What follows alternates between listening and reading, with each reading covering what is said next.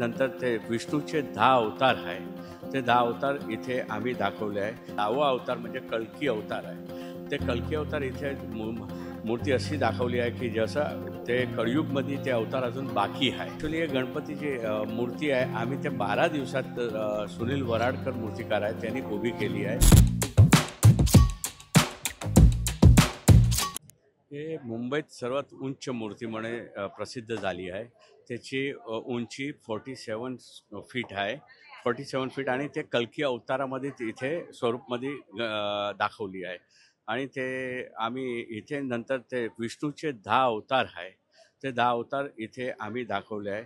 जसं मत्स्य अवतार आहे, नंतर कूर्म अवतार आहे, कूर्मानंतर वराह अवतार आहे, वरानंतर नरसिंह अवतार आहे, वामन अवतार आहे, त्यानंतर 6वा अवतार परशुराम आहे, राम अवतार आहे, कृष्ण अवतार आहे आणि शेवटचा बौद्ध अवतार आहे. त्यानंतर 10वा अवतार म्हणजे कल्की अवतार आहे.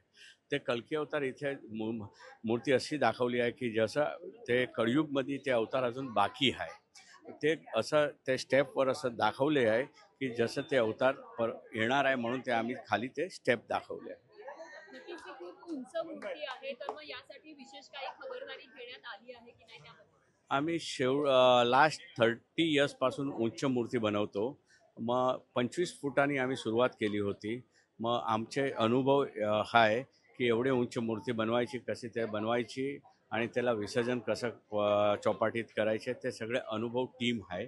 म्हणून आम्ही एवढी उंची मूर्ती बनवतो. नक्कीच अनेक जण आहे या ठिकाणी येत आहेत. मुख्य आकर्षण म्हणजे जे आहे गणेश भक्तांची पण गर्दी या ठिकाणी पाहायला मिळते, त्याबद्दल काय बोलता? गणेश भक्तांची कमीत कमी तिथे 15 लाख ते 17 लाखपर्यंत इथे भक्त दर्शनाला येतात. 1.5 दिवस नंतर वाढतात, नंतर 5 दिवस नंतर खूपच वाढतात. म्हणजे शेवटचे 5 दिवस तर दिवस रात्र आम्हाला इथे थांबून त्यांची सेवा करायला लागते. गणपतीची मूर्ती बनवायला साधारण किती दिवस लागले? हे ॲक्च्युली गणपतीची मूर्ती आहे आम्ही ते 12 दिवसात सुनील वराडकर मूर्तिकार आहेत त्यांनी उभी केली आहे. कारण की त्यांना पण खूप अनुभव आहे आणि ते उंच मूर्तीमध्ये सुप्रसिद्ध आहे.